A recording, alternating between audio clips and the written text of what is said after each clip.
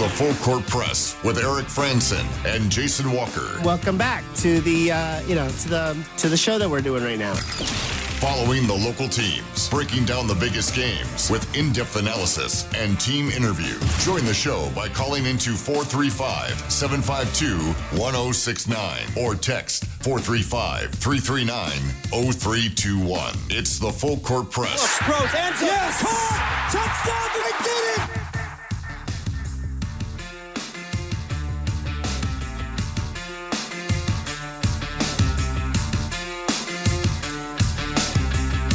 What's up, everybody? Good afternoon. Eric Frandsen, Jason Walker, J.D. Walker.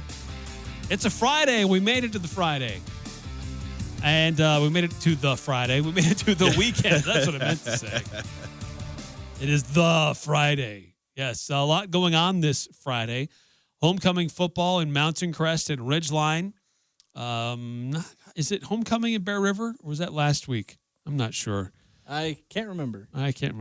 But Bear River's at home, Mountain Crest's at home, Ridgeline's at home. So we'll give you a rundown of those schedules, who's playing where, what's on the line with these games. We'll continue talking about the latest drama at UNLV. Utah Jazz in the news, keeping Will Hardy around for a little while longer. And Utah State men's basketball apparently getting another high school commit. So there's a lot of high school commits with Jared Calhoun within these last couple of weeks as they have just started full practices again. So a lot on the docket today. Love to hear from you as well. 435-339-0321 to be part of the program. And let's start with actually, before we get into the Will Hardy stuff, just a quick carryover from UNLV. We had mentioned earlier that the Mountain West trying to secure football-only commits from Northern Illinois and Toledo. The Mountain West was able to circle the wagons and have their 6 core members commit, plus Hawaii to commit. So Hawaii's not really an option to poach for the Pac-12. But there's been a lot of drama with UNLV this week, not just about are they going to stay or are they going to go, but also with Matthew Sluka, their quarterback, who earlier this week dropped a bombshell that has rocked all of college football, saying he was promised a certain amount of money from an assistant coach, which at the time was illegal, but today coaches can make these promises. But at the time, made a promise that he would get $100,000. It was never in writing, and Sluka maintains that every time he asked about it or where his payments were going to start to arrive, they were deferred and distracted and never really came to a conclusion and always put it off. And finally, he's calling the university's bluff and saying that he's going to transfer, he's going to redshirt the rest of the year and transfer once the season's over. Well, through this, reports that came last night and throughout today is that Circa, which is a casino, has a great big pool, stadium, swim, and they're right there on the Strip. One of their chief people were like, "Hey, we see that UNLV is doing something special this year, and we'll pony up that difference. We'll come up with that money in name, image, likeness funds to Matthew Sluka to help keep him here." And so it looked like, oh, we've got a resolution. But the university rejected it. UNLV is going with we don't negotiate with terrorists. That's their... They're like, thank you, but no thanks. We don't want to deal with the Sluka family anymore. Well, and in that case, it's like you don't want to kind of give into that because then every player, they might do the same thing. And if you capitulate there, then it maybe becomes a problem. Or at least that's the theory. It's a slippery slope. Maybe it's a fallacy. Maybe it's not. But you don't want to test the waters there. So the biggest debate, I lived in Vegas for about 20 years, the biggest debate with pro sports coming there. I watched pro sports flock to Vegas, which was amazing. But the casino aspect, the gambling and the money, how it impacted UNLV, like when sports gambling and they had to keep UNLV off the books.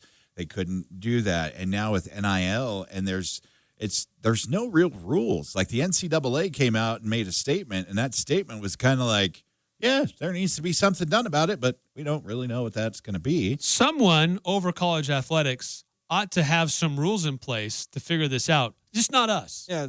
Somebody ought to do something, says the governing body of the sport. I tell you what, though, if they ever figure out the casino gambling NIL connection there in Vegas, then watch out. Well, so there Because- were some concerns like, a gambling institution, a casino getting involved with name, image, likeness, betting institution. But And so people were asking, like, well, what would you have him do, Circa?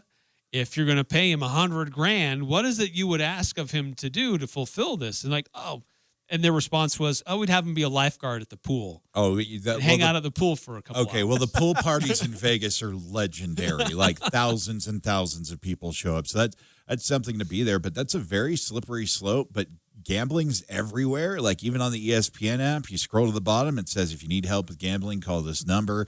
You see it through baseball, football, and everything. You hear it all the time on this station. Well, I say national you're required programs. to do that. It's by law. But the thing is, though, you mentioned you'd be a lifeguard at the pool. Is that the going rate for lifeguards? In Vegas. I'm a Maybe to have a celebrity lifeguard.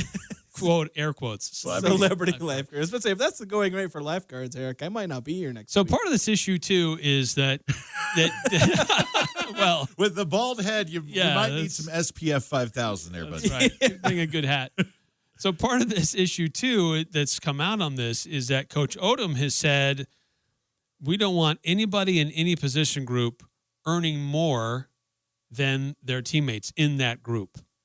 So he's generally, I haven't read that he's necessarily anti-NIL, but he certainly puts up roadblocks and makes it difficult. Isn't Ricky White making pretty decent NIL money down there? So in that was Vegas? like the exception that Ricky White kind of did something on his own, but that doesn't have Coach Odom very happy. So he's basically saying if you're in the wide receivers group, and you're a star wide receiver, you can't be making more than the wide receiver who's not even playing. I think in that case, it should just be like, look, you get this. Everyone gets the exact same from the collective.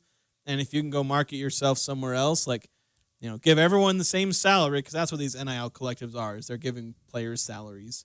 And then if you want to go sign whatever other deal you can with some local business, feel free, but that's not on me, and I'm not promising anything. You But get this doesn't much money from the collective. I feel like that would be a decent policy, but Odom seems to be maybe taking it beyond that. completely anti that for Odom, right? And it kind of reminds me of a little bit of the Clemson thing they've got going on, addressing the new era of college football, the transfer portal and NIL. You don't embrace those, you're going to get left behind. Start to slip. Yep. And UNLV is in a prime position to be able to capitalize on that NIL and to try to limit that and tell your most talented players you want, like, hey, we know you've been busting your backside for the last 12 years to get to this point, but you're going to make as much as Johnny, who walked on, this spring, who hangs out with his buddies every Friday night before game time. That's not a way to. Yeah, and it's really bad for a group of 5 teams because you're on the knife's edge of losing every one of your best players every year to some random power conference school that says, well, we just have $1 million left over in our NIL, so here you go, your best player is now ours. Have fun. Isn't that what happened with the quarterback that transferred from UNLV to Southern Cal? To USC. Yeah, Probably. Yeah, he thought he gets some pretty strong offers, and he was looking at somewhere else in the SEC, if I'm not mistaken. But then he winds up at USC just Now to he's- ride the bench. Yeah, just he got to play Utah State again. Yeah.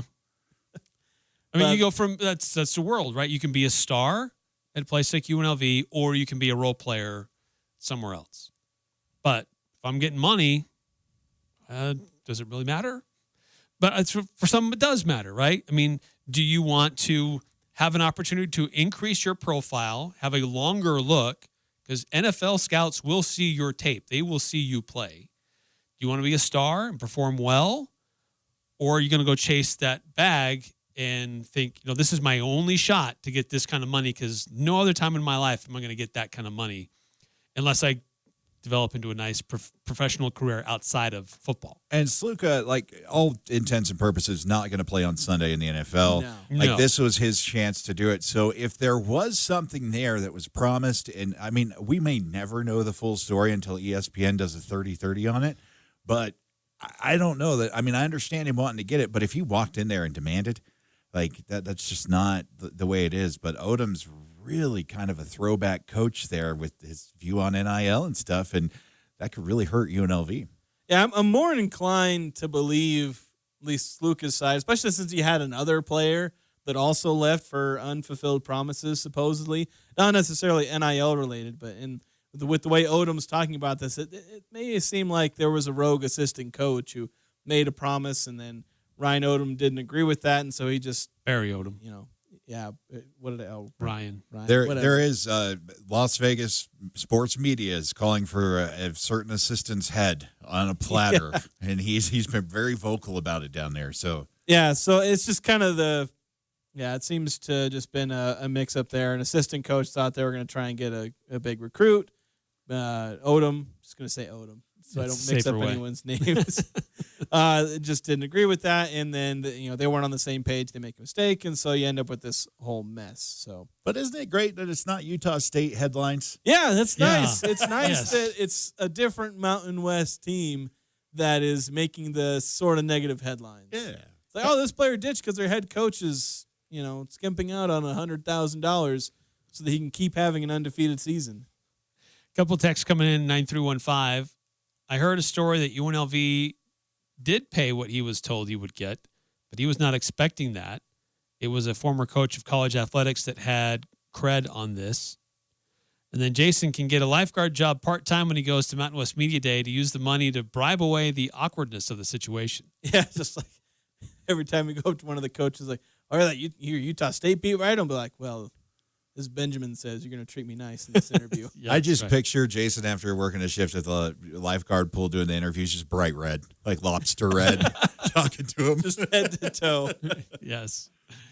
Yeah, it's certainly an awkward situation at UNLV, and continue to monitor how that's going to affect their game this weekend, because a big showdown between them and Fresno State Saturday afternoon for what could be a battle to be at the top or near the top of the conference standings.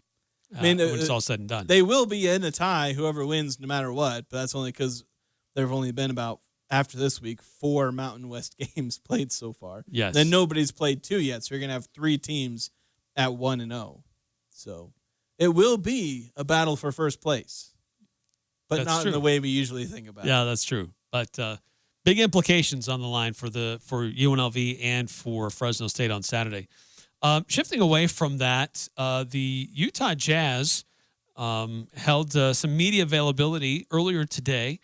Jazz getting all the players in town, and fall camp is going to be starting here quickly as the NBA starts to ramp up.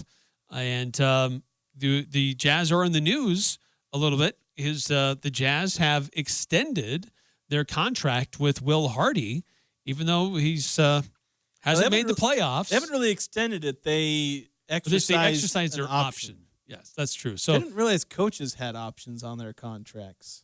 Maybe just don't pay attention because they either get extended or fired, and there's never really an in-between. But I guess this is the in-between.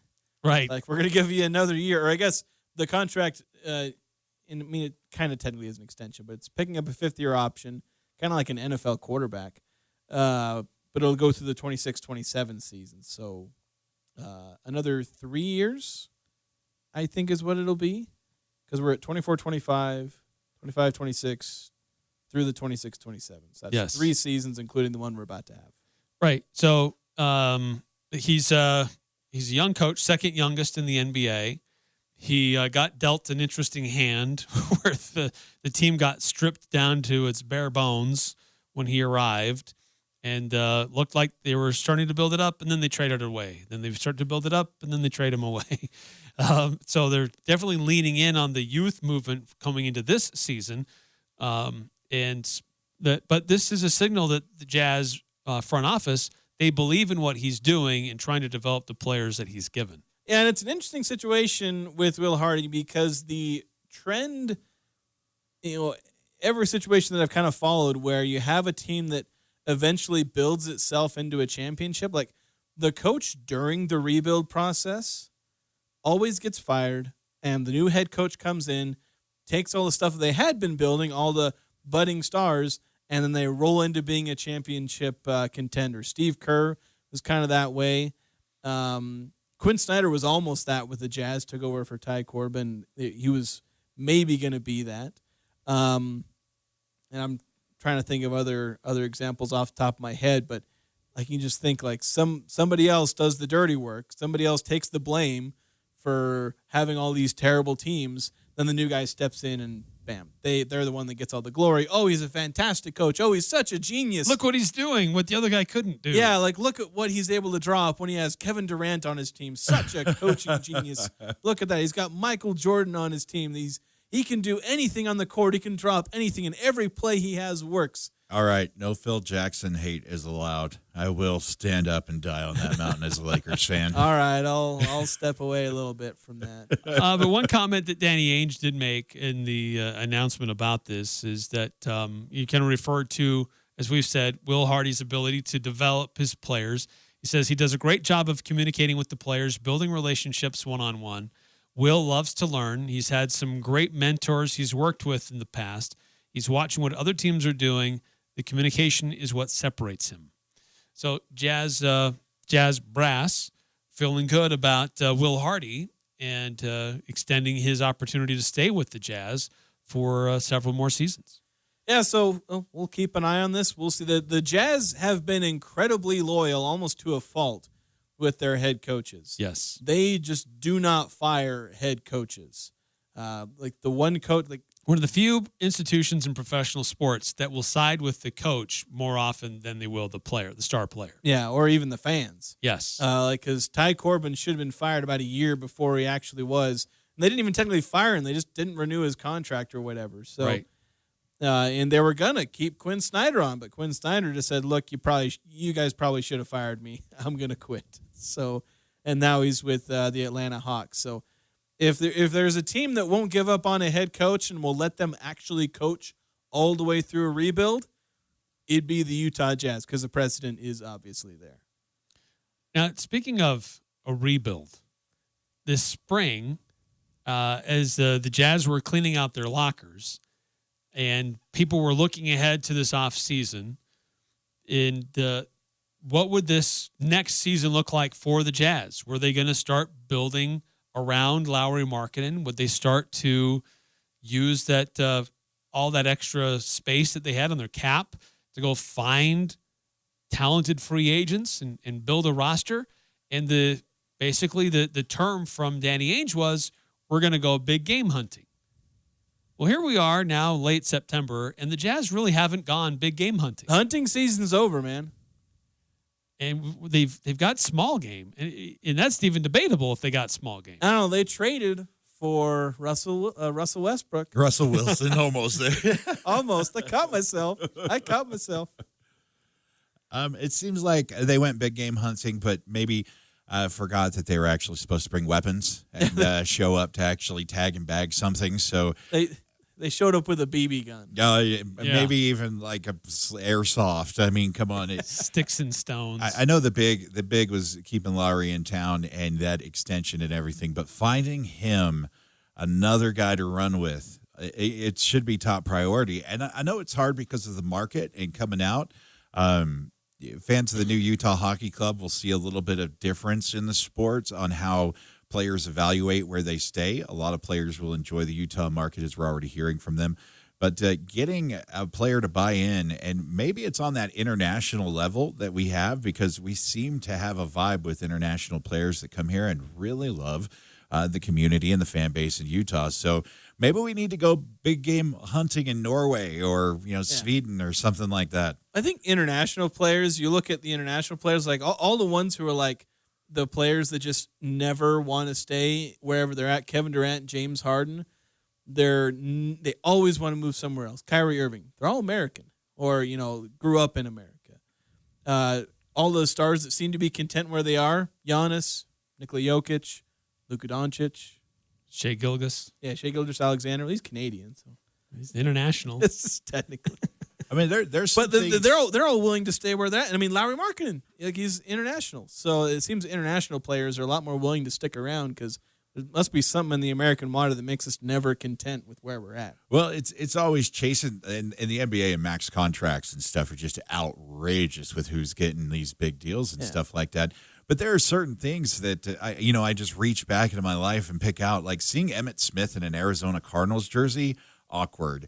Seeing Tom Brady in a Bucs jersey, that never should have happened. In my opinion, Tom Brady should have retired as a Patriot. They should have backed up the Brinks truck, and you let that be a legacy, like some of these teams that have, Kobe or Larry Fitzgerald or John Stockton.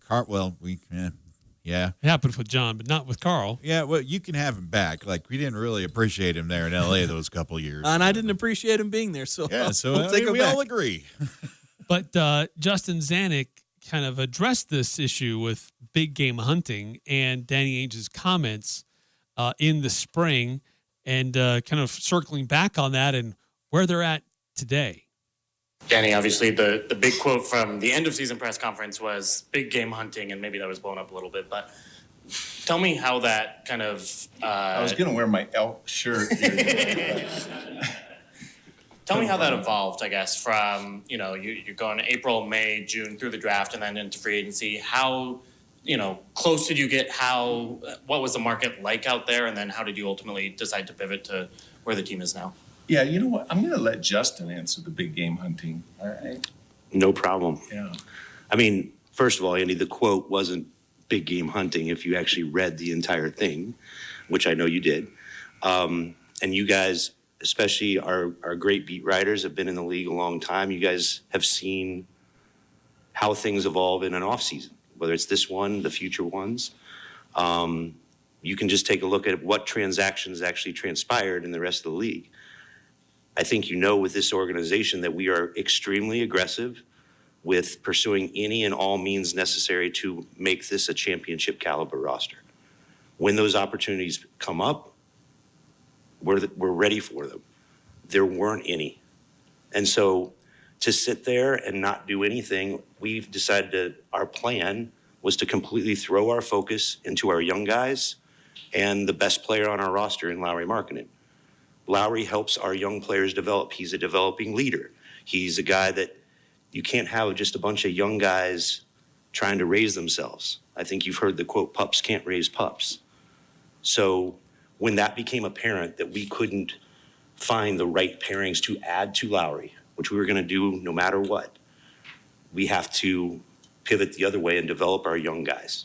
And that's a reflection of the market, not a reflection of what do we want to do or we're not sure. We've always had a plan, no matter what anybody said, is to develop this roster into a championship caliber one. And this is the best way to do it. So I've got a bit of a bone to pick here because Justin Zanuck trying to actually the fan base, gaslight everyone, saying, we didn't say we were going to go big game hunting. And it's like, well, if you read the actual quote, here's the actual quote, Eric. It says, our objective is to find a player or two, and we're ready to roll. We're ready to go big game hunting. And that hasn't happened in the last 2 years. But if we start over like then, we're 3 years, possibly 4 years from being anywhere. We feel like we're closer than that. We're going all in this summer to try and figure out what we can do to get better. And that's from Danny Ainge. That's from Danny Ainge. That was the quote that they were referencing with that's the infamous big game hunting quote. They said, we're going big game hunting. Now, I can appreciate Justin Zanuck later in that quote kind of implying that they tried and it didn't work. I get that. Just say that because that makes sense. And I don't care. Like, you tried. It takes two to tango with the trade.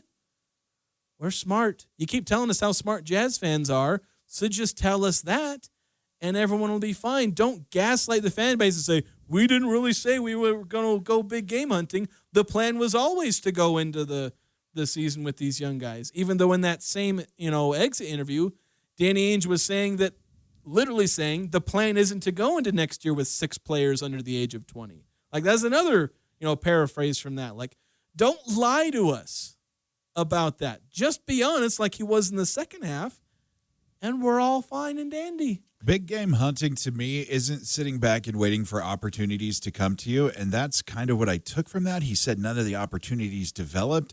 Well, I'm going to ask you guys when the last time the Jazz went big game hunting and actually bagged something, but on the other thing, thinking about this is just like, you have to be aggressive.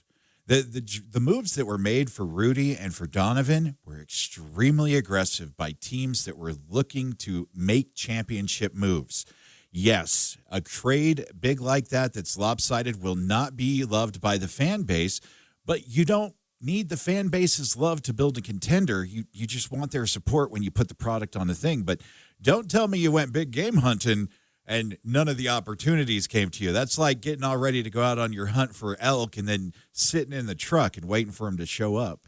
I can appreciate the fact that the free agency market was thin this year. Free agency market was non-existent. Was there even a decent free agent? Paul George to Philadelphia. Nah, Isn't not he decent. like 47 years old, though? I don't don't need need- probably the highest profile free agent that made a move. We don't need Joe Ingles' son on the team.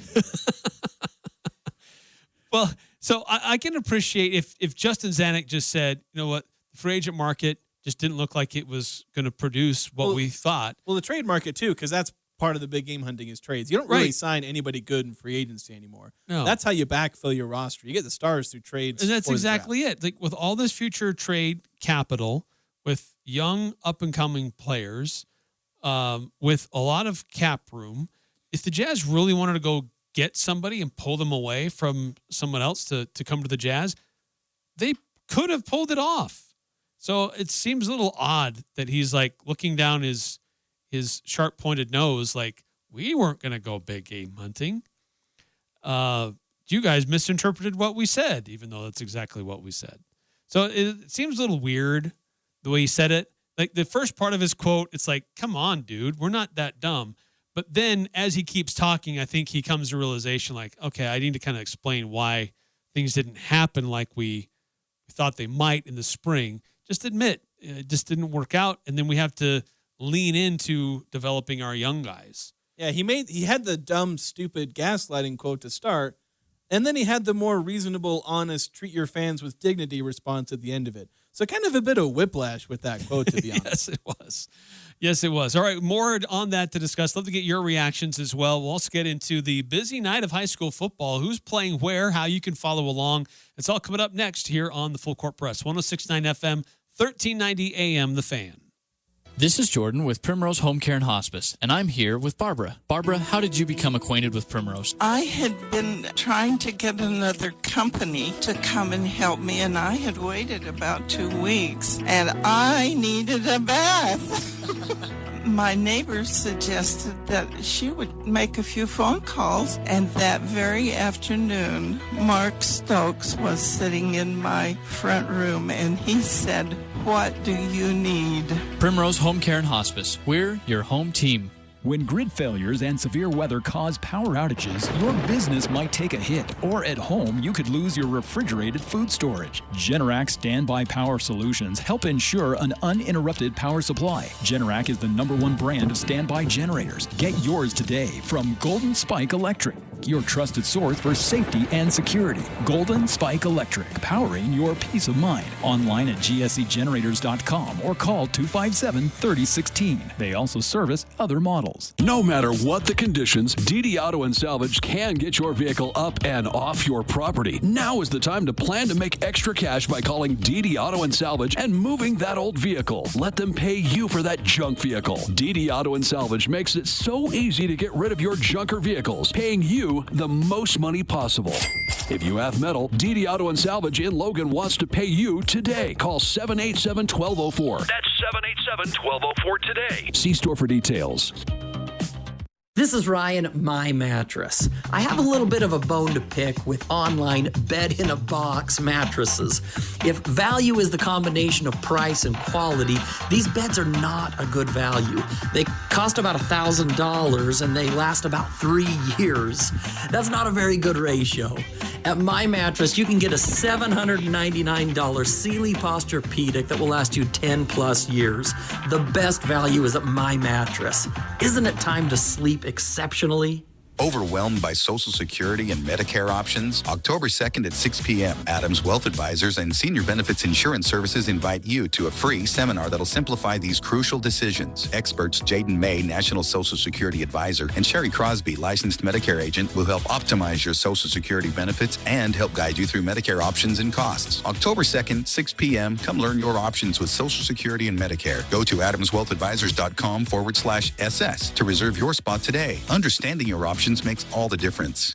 Experience Barrel and Stave on Federal Avenue, where good food, good drinks, and good people meet, using local ingredients to create the most delicious taste possible. Barrel and Stave is a cozy cocktail bar offering a large selection of wines, whiskeys, and cocktails, along with an amazing selection of bar bites and weekly chef specials, guaranteed to tantalize your taste buds. With handmade pasta nights every Tuesday and Thursdays that offer $2 off drafts. Come see what you've been missing. Barrel and Stave, Tuesday through Saturday evenings on Federal Avenue in Logan. Join the show by calling 435-752-1069 or text 435-339-0321. It's the Full Court Press with Eric Frandsen and Jason Walker.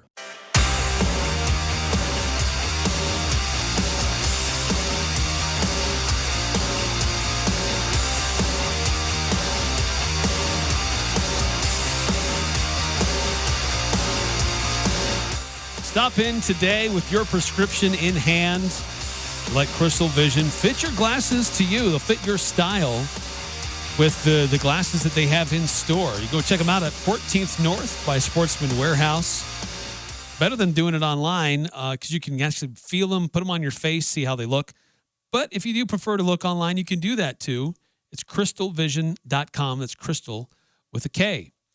If you want to weigh in, Utah Jazz extending the contract for Will Hardy through the 2026-27 season. Justin Zanuck trying to justify the fact that Utah Jazz did not make any big roster moves this offseason. You can weigh in on that, 435-339-0321. 9315 on that says, big game hunting means you bring back a grizzly bear, not trying to make your stuffed teddy bear be 600-pound bear. To say we don't see people so far. Bronny James don't work. When spend money and get the big game tags are not cheap. Have you ever seen how much the Utah Govern tag auction off for? Look it up. It's a lot for one big game hunt. Big game hunter looking for trophies spends the money. The NBA is the same. Absolutely agree. Yeah, it's expensive to go after. It is the top targets, right? And the top targets, like the places that they can, expand their creativity and their reach and stuff. Whether they want to be an actor or in music or in stuff, there's a lot of that in the NBA where there's alternative earning streams. And Salt Lake City, there is some of that in the tech adventure and stuff like that, but not the Hollywood stuff that you see in the limelights and everything. But I'll tell you what, going big game hunting doesn't always work out. The Lakers got the COVID championship, but, they really sacrificed 10 years of development and everything doing that, and they're just an outside on the looking in team. Yeah, LeBron James is on the team, his kid's on the team now, so we're like Daddy Ball AAU there. So at least with, the development of the youth with the Jazz, there's Keontae, and there's a lot of other kids that could take a big step. I really hope George takes a huge step to superstardom this season, but it would be really great if we could just take that cap money and go out there and, if they don't want to sign with us, let's trade them and try to win them over. Yeah, true. And 8313 actually on that topic says, I think they didn't do any big game hunting because he got the hockey team and had to spend money on it. Maybe part of it. Honest. You can't be a freewheeling free spender like he may have wanted to, because now he's got another professional franchise that he's got to manage salaries and the Utah facilities. Hockey Club, in my opinion, is closer to a championship than the Jazz are. Yeah. So there could be some focus. But on the other hand, knowing owners in sports, I've had my football team try to be stolen and moved to Los Angeles. We've seen relocation in several cities. The LA Rams used to be St. Louis and the Anaheim Rams.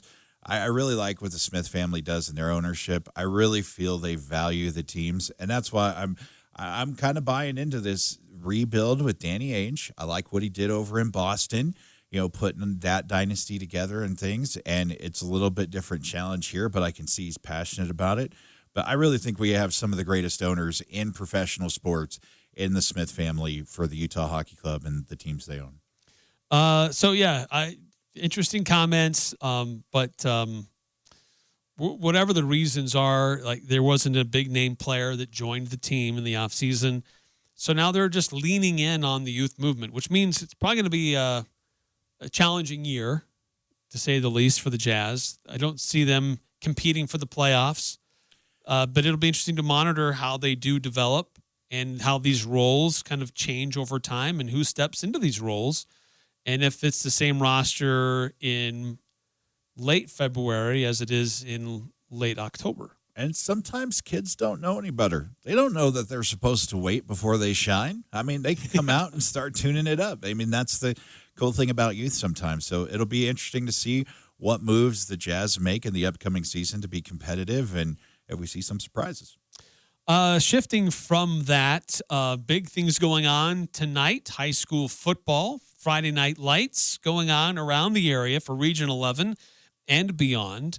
But quick rundown of what's going on tonight in high school football and how you can follow our local games and our local teams.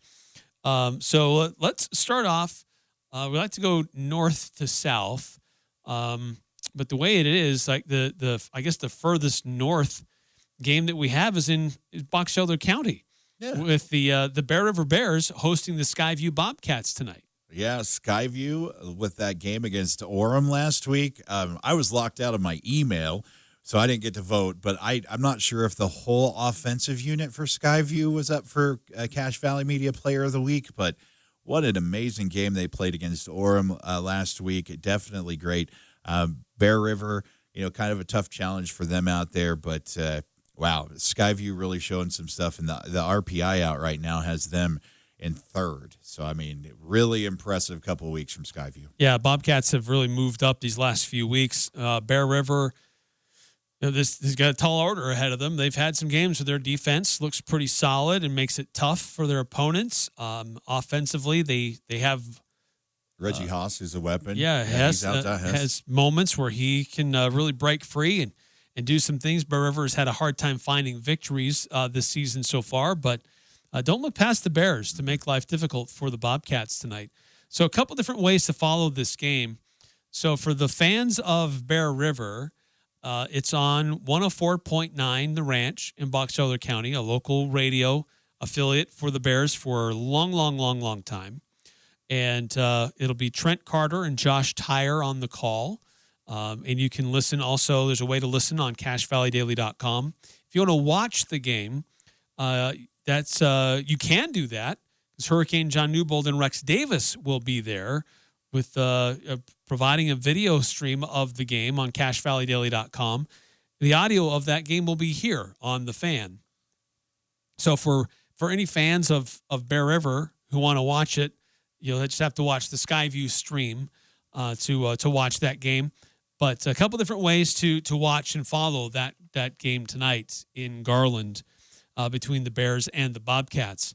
The next game on the schedule to look at would be the Ridgeline Riverhawks hosting the Logan Grizzlies. This is a Ridgeline team who's undefeated, but number 2 in the standings. They are the only undefeated team in 4A, but they're not the number 1 team in 4A. Spanish Fork just above them a little bit, but Ridgeline has really looked impressive. It seems like they put the pedal to the metal, and they've just keep going, hammering it. They've got several players on both sides of the ball that are extremely impressive. On the other side for Logan, very young team out there, like what Coach Butts is doing. Reed Olson is always must-watch out there. Plays tight end, defensive end for him. He's got some crazy amount of blocked PATs and kicks this year. So a lot of talent in that Logan and Ridgeline game. That's going to be the one I'm probably keeping an eye on closely tonight. Yeah, being played in Millville on 104.5 The Ranch in Cache County, also on KVNU, 102.1 FM, 610 AM, video streaming on CacheValleyDaily.com. But Ridgeline maybe trying to send a statement that they got knocked down on the RPI. They deserve to be up there, but it's about who they've played and who their opponents have played, not necessarily all just about your own personal winning percentage. So margin of victory has no role in RPI, but they still might want to try to send a message. Who knows? Then lastly, I think this is going to be the game for me to watch. This is going to be Mountain Crest hosting Green Canyon. It's a homecoming for the Mustangs, and Mountain Crest coming in at number 11 in the latest RPI, Green Canyon number 4. This game will be on 107.7 KLZX, also stream on 100.9 Light FM, and video streaming on CashValleyDaily.com. We already have one father-son duo on broadcasts for Ridgeline. It's Dave Simmons and his son Strat. And now we have another father-son duo for Mountain Crest. John Olson has been a color analyst. The coach has been one of our color analysts for a long time with the Mustangs. And his son Cody is going to be helping us tonight in that broadcast, as he'll be calling the play-by-play, and his dad will be providing the colors. So kind of excited to see how that plays out. Man, those father-son teams, that really worked out. I love listening to the play-by-play. We're really spoiled with the play-by-play and color guys we have here for our high school football coverage. But this one, I think you're right. I think we're going to be able to hear the hits in this one from all over Cache Valley. Green Canyon last week with that Mountain Ridge game, I'm sure they're going to come out and want blood, bones, and everything else. And Mountain Crest, 4-2, looking to, make sure everybody knows, hey, we're still in this thing. So it's going to be a big one out there at Mountain Crest tonight. Yeah, the Mustangs play physical, good defensive team. Green Canyon known for their defense as well. So that could be a bruiser of a game in Hiram. Again, about 6:45, 6:50s when pregame will start for that one.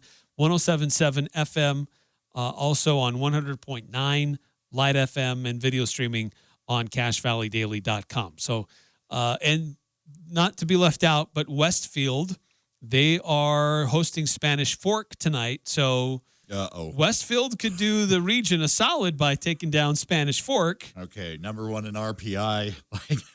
But I wouldn't get too excited about that. Westfield has only won one game all year. But you never know. That's why they play the game, right? So I know Jason's not here, and I'm the optimist, but I feel a little pessimistic about that one. Yes. So anyway, that's our rundown for Region 11 football tonight, and the various ways that you can follow along. Those links are all available on CashValleyDaily.com.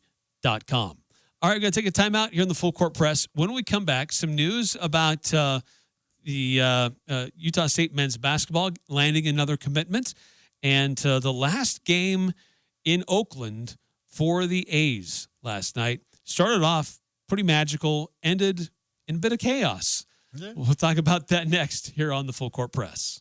The patio is open. The chips are endless. Drinks on tap. You know it's got to be Cafe Sabor, Cache Valley's best Mexican restaurant, gold winner in the Best of Northern Utah contest. Experience Locals Day every Thursday with a huge burrito, endless chips and soda, only $7.95. That's a complete lunch for just $7.95. Finding any lunch under $10 is nearly impossible. Every Thursday, drinks, chips, and massive burrito, just $7.95. The patio, the sun, the fun at Cafe Sabor in the historic train station on 6th Weston Center in Logan.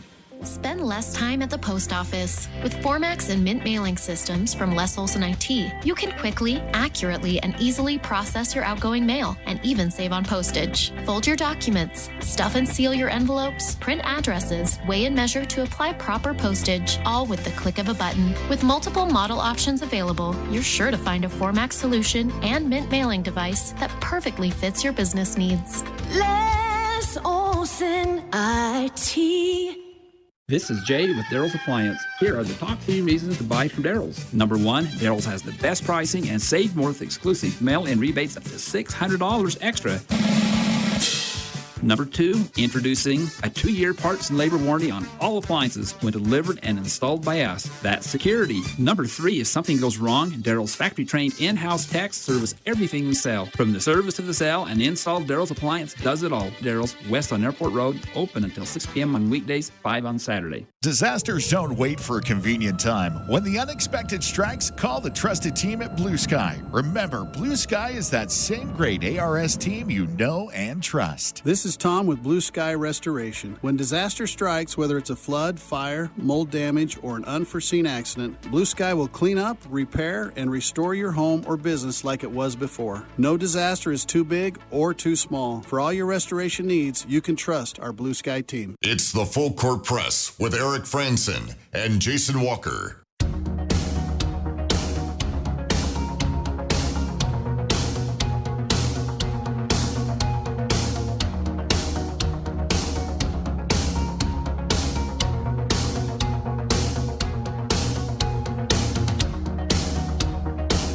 Welcome back to the Full Court Press. Eric Frandsen, Jason Walker, J.D. Walker. Jason had to step out. I think he's trying to help our high school broadcast crews get ready for their games tonight. But the Utah State men's basketball, they've been picking up a lot of great recruits. Yes, they have. I mean, could arguably go down as the greatest off-season for high school recruiting that we have perhaps ever seen for Utah State. I think we have to be there right now. I know we have to see the results pan out, but if you're just looking on paper right now from what Coach Calhoun has done, it is extremely impressive to see the level of talent that he is bringing into Logan. And it just seems like every time I refresh my X feed, there's a new commit that's coming in 4 stars or 3 stars. Yes. Yeah, the latest is David, I think it's pronounced Iweze. And the latest basketball player to commit for Utah State. He's 6'9", 215 pounds, coming out of Texas. I believe it's Louisville, Texas. He's another big man who is highly regarded, and that's 5 commitments so far for Utah State from this upcoming freshman class. And it seems like a lot. It seems like, especially for Coach Calhoun, who his pattern has been, not that he's shied away from recruiting, he has recruited, but he tends to hit the transfer portal and find experienced players in the portal to come over and have their last year or last 2 years on his roster. If he hits the portal, that's the type of player that he's looking for. This team has a lot of current team has a lot of players who will be graduating and leaving after the season is done. So he does need to backfill with some players, but he's really leaning in on this a youth movement here for the future of Utah State basketball, which honestly I like. I like to be able to see younger players come in, develop in the system. You're more likely to keep players that you develop, I believe. Because if they transfer once, they're likely to transfer again. Anyway, it's just there's been quite a few kind of guards and wing players in this class, but this is one of the few big men coming in this freshman class in David Iweze. I watched his AAW or what is it? Man, it's been so long since I've been AAU. Holy cow, it's been a long time since youth basketball. But I watched his footage, and when you see him start out, kind of a big kid that looks like he hit one of those growth spurts and he doesn't quite know what to do. But you watch over time, he develops, he understands what he's doing. He had several offers on the table, San Francisco, Texas A&M, USC, UTEP, California, and he chose the Aggies. 14th best high school player in Texas. Really excited. I love me some big man basketball. I'd love to get a 7-footer here at Utah State, but, I'll keep putting that on the wish list. But this young class really has me excited. I saw mention that we've got 5 seniors, I think, that'll be graduating. We've got this 5, new recruits coming in, and just kind of lets us know that Coach Calhoun's going to be on the ball doing this. I mean, 3 4-star recruits for the men's basketball season. Yeah, it's bonkers. This is the earliest I've been pumped for college basketball in forever. Well, after that Temple loss, I think that accelerated our excitement for upcoming basketball season. Helped too. Yeah. But either way, this is a basketball team that continues to bring in some high quality talent to Logan to play in the Spectrum. And so kind of some exciting moves by Coach Calhoun and his coaching staff. I heard it's not all broken down yet, but we're somewhere around the 21st recruiting class right now, which is really kind of impressive when you look at who's around you. Yeah. Very impressive. All right, we're going to take another timeout here in the Full Court Press. When we come back, the last game in the Oakland Coliseum.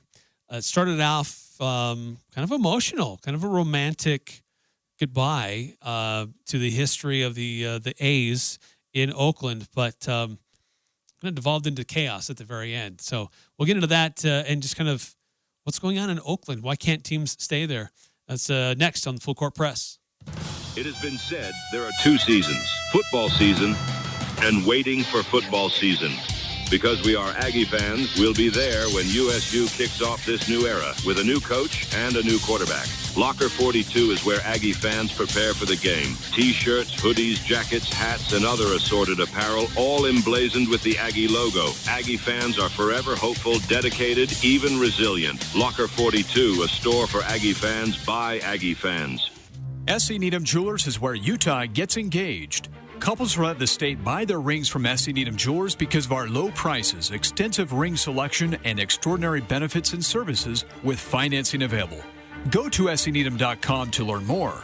We have many unique and beautiful engagement rings starting at $500. You'll find affordable engagement rings with our integrity price guarantee. This is why we are where Utah gets engaged. Open Monday through Saturday, 10 to 7. S.E. Needham Jewelers, middle of the block, at the sign of the clock. Whether you're a farmer working the fields, a homeowner tackling weekend projects, or a contractor building the next big thing, you need a Kubota machine that works as hard as you do. And Cash Equipment is home to all your Kubota equipment service and parts needs. From plowing fields and clearing land to digging trenches and moving material. Come see why Cash Equipment and Kubota are the choice of champions on the farm, at home, and on the job site. Cash Equipment in Hyde Park and online at cashequipment.com. The Aggies, Jazz, high schools, even the Pee Wee's T-ball team. It's the Full Court Press on Sports Talk Radio, The Fan.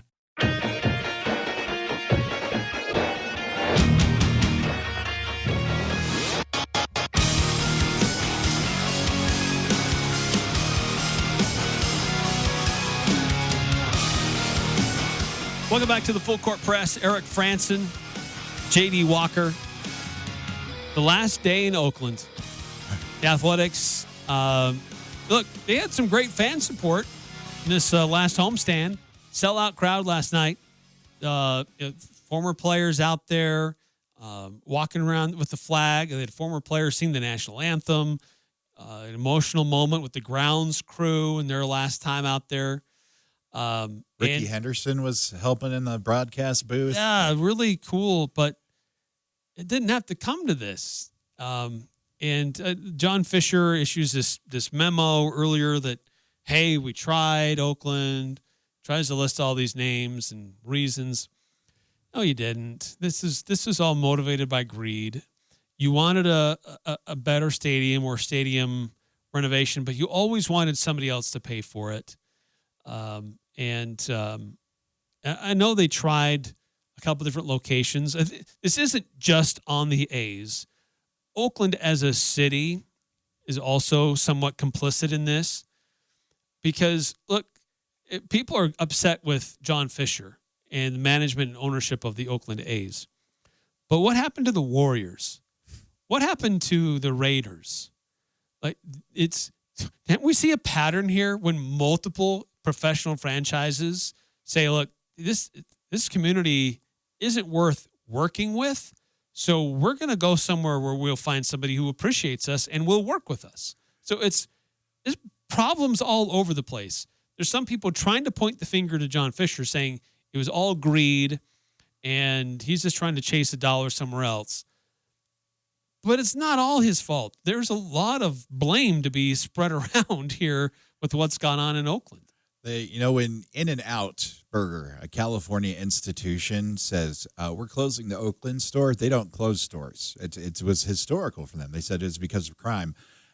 Oakland was kind of the closest place. You could either go to Seattle or down there. I took my dad to several Raiders games. He's kind of a fan. I'm a Seahawks fan. Great experience, amazing tailgate in the parking lot. Security run by SWAT, by Oakland PD, and they didn't have just rifles and shotguns. They have full ARs and the biggest dudes you've ever seen, so everybody behaves. And it was a great experience outside of the stadium. Like, you took your life in your own hands, and that's really a hard thing. Fisher is not going to do well in Vegas, I don't think. I mean, look at the Oakland Raiders. They have this beautiful, or the Vegas Raiders. They have this beautiful stadium, one of the best, the Death Star in the NFL. And they're kind of a mediocre team. Like, they kind of have a joke management owner. It's always kind of been like that. And Oakland's kind of worse with this Fisher character and the way he's, dealt with the team and had the team. They're not going to be successful in Vegas. There's no way. Like, somebody's going to have to take this guy out. And I don't know if Las Vegas will deal with it or if the A's will just become the UNLV Rebels of Vegas. Well, and look, they had great... a good sized crowd these last few days. Huge support. If they had crowds like that for the last several years, then this wouldn't have been a discussion. But you have games, multiple games, like months. When you look at the average attendance for the Oakland A's, there are a dozen minor league baseball teams that have better average attendance than this professional franchise. So it's not just the ownership. It's not just the city officials. It's also the fans. But also to say that when your team is the minor league affiliate of the New York Yankees, and you basically, when you get a good player, you develop them. The A's are great at developing pitching. They had the monster pitching staff back in the day, and then they sold them all the way. That's what they did. We're going to rebuild and, get the tools of the future. And the tools of the future are just a bunch of random guys they've put together that you really want to feel for as a baseball fan. You really do want to feel for that community, but if they hadn't gotten rid of all their guys every time they got good, maybe the fans would show up. But seeing and that's a fair point. The heartbreak of the father and daughter that were there, that had the first game, and a fan that was there. I was there for the first game back in '68, and now I'm here for the last one. As a baseball purist and a fan of the game, it breaks my heart for the fans of the Oakland A's. So kind of a romantic start of everything with ceremony and former players, but at the end it kind of got a little chaotic because fans were trying to take home their own pieces of memorabilia because it's the last chance. And it's Oakland, so nobody's getting involved. Like, they took down the banners, the flags that are up there. I saw flagpoles. I saw people just ripping seats out of the ground. Some guy thought ahead and was able to sneak in a toolkit that just started, taking everything out. So, I mean, it was kind of nuts, but kind of deserved after the way the letter that the owner sent out. I'd be kind of ticked too and want to take something with me. Yeah, so it's a weird situation to see professional teams from 3 different sports leave a city. Now, the Warriors didn't move too far, but the Raiders totally out of the area. And the A's are going to move up to Sacramento, play in a minor league park for a few years until they figure out what's going on in Las Vegas. But even then, nothing's firmly decided in Las Vegas. Yeah, that arena deal. Yeah, the Tropicana Hotel is still there. It's still up. It's stripped, and they've got a demolition permit just granted earlier this week for sometime in November. So that's always must-watch TV when they blow up the absolutely. casino. But they haven't totally confirmed the design and all Parking? that stuff. Parking. Oh, parking. Because T-Mobile's right across, Allegiant's right down. There's no parking there. Even for a big event like the big fights at MGM Grand, there's nothing. So yeah, it's going to be a mess. All right, that's going to do it for us tonight here in the Full Court Press. Hope you have a great weekend. A lot of high school football on tap. Go check out CashValleyDaily.com to find out who's playing where, how you can watch the game, whether you're at a game and want to check in on another that's going on. You could do that with your mobile device or a tablet or with your handy radio as you're out and about throughout the day. And have a great weekend checking on Mountain West Conference or other college football or NFL games through the weekend. Until then, we'll see you on Monday. the home for Skyview Sports. Sports Talk Radio, KLGN Logan, 106.9 FM, 1390 AM, The Fan.